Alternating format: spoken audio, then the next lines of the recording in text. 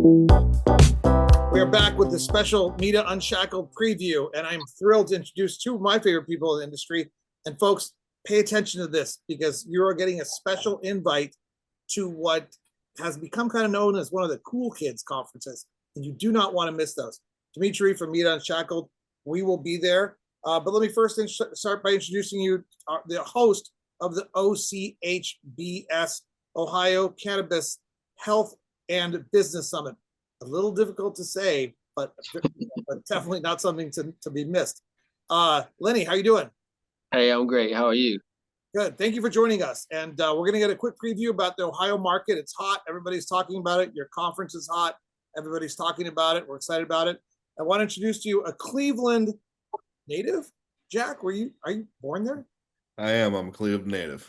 And a big member of the global cannabis industry, and one of the big supporters and sponsors of the OCHBS, Jack from Grove Bags. Thanks so much for having me. Why is it called Grover Bags? I think Groves, right, are we had a product and we didn't have a name settled yet. We were still getting trademark certification on Turplock and a bunch of our other products at the time. And Grove, we thought was a good encompassing term. My friend Jordan Sellers convinced me of it. Apples growing grows, cannabis grows and grows naturally in terms of a terroir agricultural setting, and we're really focused on products from the Grove. So thought it was a good name, and made a lot of sense to us. Looking back on it, I think obviously we could have certainly used a different logo. I think we've seen that logo inverted or used. Well, it threw me off for a second because I've been calling you Jack Grove, and it just realized I'm like it's Grover. I'm like it is, yeah. Because I consider it synonymous, so it threw me off there for a second. But you guys are headquartered out of Cleveland. Yeah, so we were started in Chicago. Then my mom, thankfully, was okay. Got sick about almost 5 years ago, so we moved the business back to Cleveland, and been downtown Cleveland since then. And then recently moved out to a larger facility out in right outside the city. But we're definitely a Cleveland company of Cleveland people, and products are very much made and designed here in Ohio. Excellent. And I love well-structured events that have a buzz to them. I mean, we're going to talk to Lenny about the Ohio structure real quickly, the market structure, why it's hot, what's going on, and about how the conference works real quickly. But always important surrounding the events. I know you guys are sponsoring a big networking party. What are the evening events? And a Cannabis, I think, is doing an event as well. Or is that a joint event? I'll let Jack speak on the Cannabis. Yeah, we've got a great Cannabis event, kind of bit of a smaller, more executive leadership focused event, really trying to connect some of the people in town with some of the great operators here in Ohio, more intimate setting. And then Lenny, if you want to tell about the event at the Rock Hall, which of course we're a big sponsor of, but we're very excited about. I usually don't start with the after parties because I'm all about business networking on the floor. Well, this is Cleveland, so we start with the after parties. And you guys have, so go ahead, Lenny. I'll let you. No, well, Rock Hall is going to be October 4th, which is the first day or the first night of our conference. When you say Rock Hall, you mean the Rock and Roll Hall of Fame? Yes, the actual Rock and Roll famous. Yes, world famous. You guys just call it Rock Hall. Yeah, we just say Rock Hall for short. Okay. But yeah, so I rented out the whole facility. So we're gonna have it all to ourselves from 8 to midnight. And that's on the 3rd or the 4th? It's on the 4th. Okay, and the Cannabis is the 3rd. Yes, Cannabis would be 3rd. Yep, that. So that's gonna be the welcoming, I guess, to Ohio, welcoming to the conference night, and then the Rock and Roll Hall of Fame will be the first night of the conference. So, I mean, you can stop listening to the podcast now, fly into Cleveland, Ohio, the 3rd, Cannabis, all day the 4th, Rock Hall, 5th, fly out the evening of the 5th or fly the 6th, just not to be missed. But we're going to explain now why it's not to be missed. But take my word for it, this is not to be missed. But, we try to give the real meaty information first.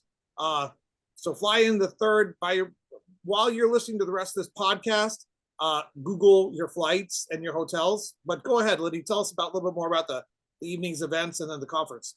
Yeah, so evening, just based on last year, we had over 400 attendees last year. So again, rented out the whole facility, food and drinks. 2 drink tickets came with it. Super heavy hors d'oeuvres. Everybody thought it was going to be cheese and crackers. Yeah. Are Don't eat. you died out What did there? you say? Go ahead. No, someone was calling me. No, I said, yeah, don't eat a full meal and come because you'll get full there too off of everything that we have there. So we had entertainment. It was a tribute to hip hop last year.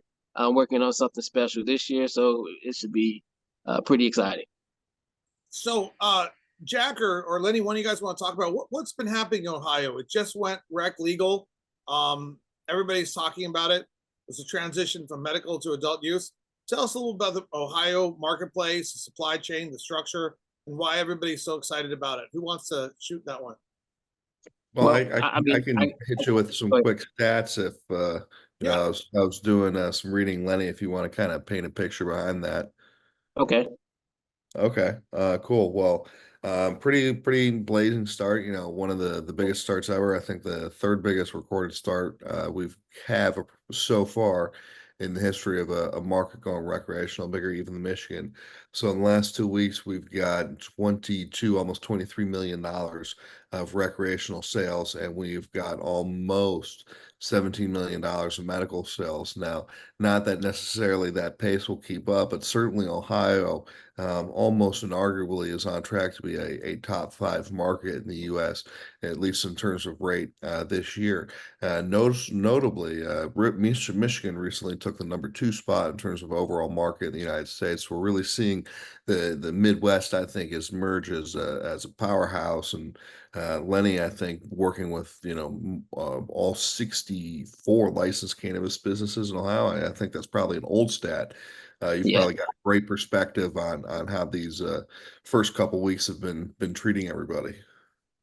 Yeah, I think like you said, it was 11 million that we hit. It puts us on track for 1 billion sales here in the market, which everybody's excited about. So, we were lagging with medical patients. They were kind of decreasing as it was going closer to adult use. So this gives us a shot in the arm from that perspective.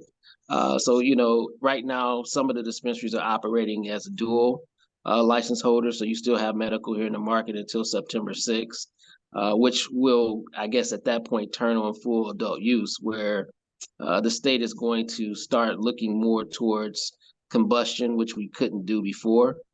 So it was all vaporized product from that perspective. So, at this point, you'll start to see a lot more, I guess, aggressive products coming to the market from the likes of California or, Michigan, which we hate to say, but we'll get a variety of things. Interesting fun fact. Couple of nuances to Ohio market. Cannabis is sold in 2.83 grams. And not in 3.5 grams. It's regarded as a tenth of an ounce in our state. And then another thing is regarding the combustion. We do not have pre-roll sales in the state of Ohio. There will be no pre-roll sales in the state of Ohio. No, because Lenny, you want to talk more about that combustion distinction? Yeah, so I think they're going to start talking in that conversation after September. Mhm. So I've been talking to a lot of processors and cultivators as well, where they all thought that you could buy the pre-rolls machines and get started and be ready, but they were told that they cannot even crack the cases on any of that until after the rules, I guess, have been established for the adult market after September 7th. Interesting. I wonder what the civil or criminal penalties are for doing that in the back of your house. I'm just kidding. There's a lot of that. The more they try to regulate it, the more they try to keep the consumers and the patients from what they need, what they want, the more they find that people will violate the law. Right. So tell us a little bit, how big is the Ohio market? How many people are in Ohio? If I'm not mistaken, I believe it's 12 million that we have we're here. we're the 7th most populous state in the Cleveland, Akron, Canton kind of metro area. We're the 15th largest media market in the country. I'm tucked between Indiana, Kentucky, West Virginia, Pennsylvania, and Michigan. Is that correct? Yep. I had to look that up. So I'm getting my geography. How many licenses are there? Who wants to talk a little bit about the licensing structure? Cultivations, manufacturing, delivery, distribution, transportation, retail. Just a little synopsis, a little brief overview. I know We'll have there's you have 124. Lenny, please. Yeah, no, I was gonna say I know there's 124 dispensary licenses. I believe last I checked, I think it's around 40, maybe 48 or so cultivators. I'm not sure on the processing side, but or maybe I got that mixed up. Maybe it's processors versus cultivators, but I believe it's 40, 46, 48, somewhere in there. Now testing labs, there's only a few, maybe four, if I'm not mistaken on that, three or four. So it's a very small amount of testing labs here. Transportation companies, I think most of those companies here do their own. There are a few, but I don't think they're not like California or New York per se, where you have a big, robust delivery logistics side here in Ohio. Well, this is what I love about these conferences. You can come explore where the opportunity is and talk to people. Especially, I really appreciate you guys and Jack as a local, being a host and a company in the cannabis industry. Mad props for supporting your local hometown with this cannabis conference. That's really awesome of you. Are there application licensing opportunities coming up in Ohio? What is the process? Are they going to issue new licenses? So at the moment, that window has closed for the traditional licenses. They're still hemming and hawing about the social equity licenses. So there's supposed to be 50 dispensary licenses on the social equity side and 40 microgrow licenses. Okay. So that's still in limbo. Okay. So I don't know if that's going to happen or where we are with that side of it. It seems to be always kind of a challenged scenario. So, but it's still in the air. We're going to talk about that at the conference too on a couple panels. So, come on out and, it's always good to find out how to be ready.